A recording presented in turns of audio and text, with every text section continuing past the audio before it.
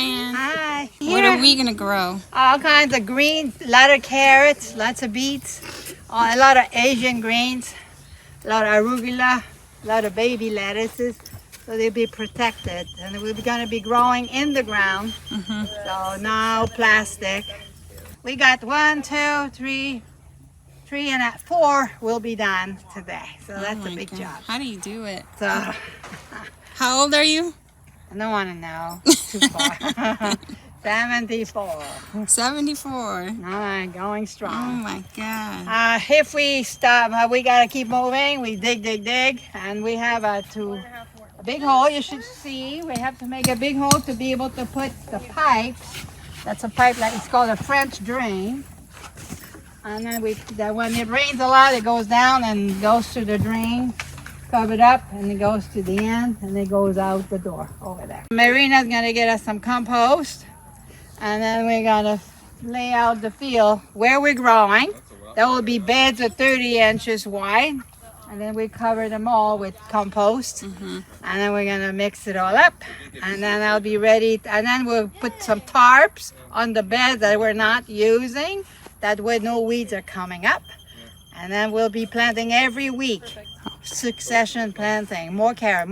Everybody wants Diane's carrot, so they're gonna get it. Spinach, a lot of spinach this year. Leafy greens. All the leafy green, that's right. That's what it's going in here, plus the green, shade house up front as well. So. Okay. There we go. Some press for Carl. Carl's working. Carl Frost here at Kai Kai Farm. We're at the South Shade House doing a subsurface drainage irrigation installation for leafy green production. So we're going to catch the third and last day of this install. We got the A-team here, Mr. Pedro, Ramiro, and Jose. So let's see what's going on. Here's Mr. Pedro. He's mapping out the next cut with the mini excavator. And here is our exit from the building of our drainage system.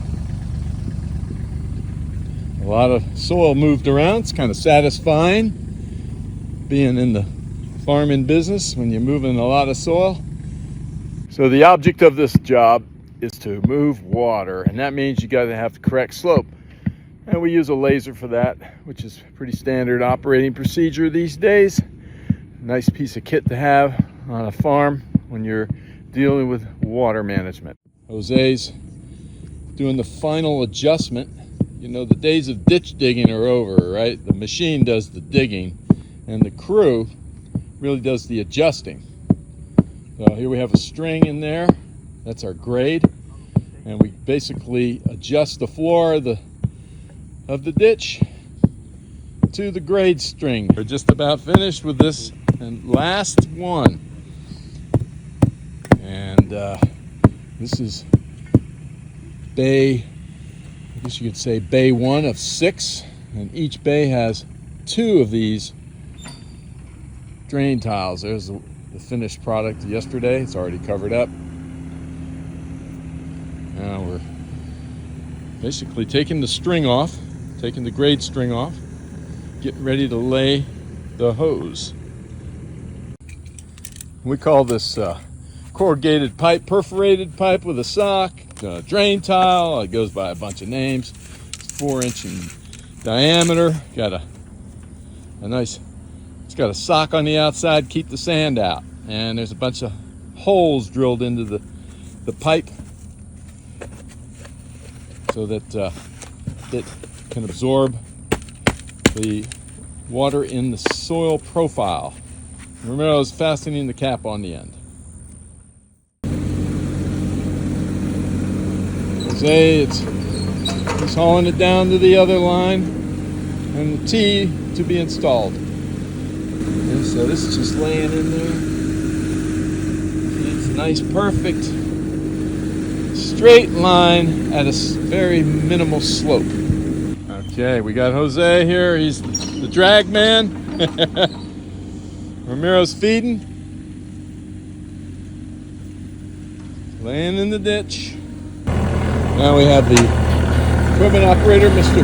Pedro. He's cutting our final, this will be the outfall, I guess you call it, where the water collected in the soil is discharged into our ditch network. And this part is pretty interesting because the question would be, well, how much water do we really want to discharge? So we're working on that. We're going to get some input from the University of Florida because holding the water back can be helpful because of the nutrients. So we don't want it to leave the site, or maybe we can recycle it somehow. So there's some possibilities. Here's our exit, our outfall. Here's the hose, it's connected. So we got one more T to install at that stake. And that little piece of pipe, that's just irrigation line. And this building is about a quarter of an acre. Yeah, it's I think around 12,000 square feet, roughly. So we're going to grow leafy greens, and this system will enable us to keep these leafy greens at the right amount of moisture in the soil. Now we got the supervisor, Diane, head horticulturalist, chief grower, yeah, hospitality director. Hey, say hi. Good morning, everybody. Having fun. We're gonna have nice growing in And here. lots of leafy greens coming out of this place, huh? Yep, lots of carrot, lots of beets, lots of Asian greens, baby stuff. So I can make lots of different kinds of salad. Yeah, look at this team is amazing. I mean, I remember this is day number 3. We got this one in within, oh my, we started about 7:30. What time is it now? About 8:30? I mean, it's amazing. An hour? We're just kicking butt today. Now we have a little innovation here. We're installing a water level riser. So we can fill up the soil profile in the shade house to any level we like. After a rainstorm, we can close the drain, and this pipe will show us what the level is in the network. So if we want to drain the network, we would remove the cover from the drain. Now, right now it's a grate. But if we want to fill the network with water and keep it there, there'll be leakage, of course. But we have a solid cover with a gasket on that box.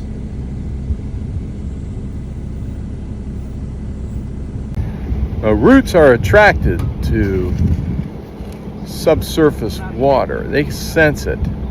So if you provide a water table that's elevated inside the growing building, theory is you'll promote root growth. They'll descend down to the water table. They can't grow in the water, but they'll grow to the water's edge.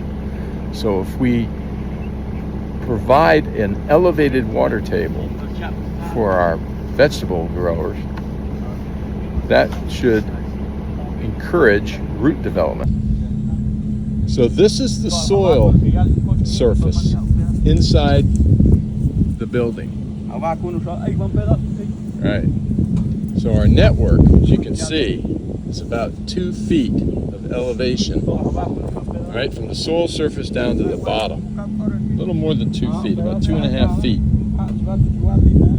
So clearly we would want to have the water level about where my finger is. Yeah, maybe 6 inches below the surface. I mean, we're growing leafy greens here. Now, if we were growing tomatoes or some other like long-term crop, we might want to go down 1 foot. And this is really old school stuff.